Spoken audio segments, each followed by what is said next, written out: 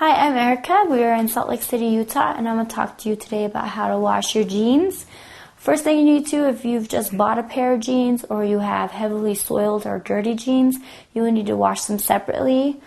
Be sure to wash your new jeans separately and inside out because colors could bleed onto your other clothes, so always wash them by themselves the first couple times.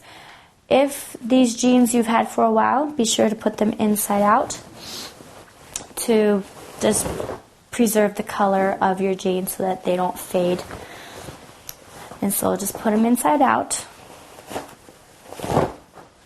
just like this. And then after that, you'll need to put it in the washer.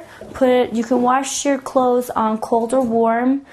That will usually be the best. You can also wash them on hot, but then you run the risk of shrinking them.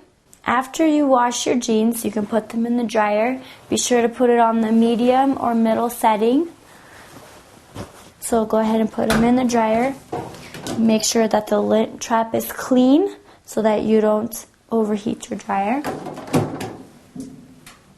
If you're worried about your jeans shrinking, just air dry them. You can air dry them in the dryer, or you can just lay them over a chair and let them dry.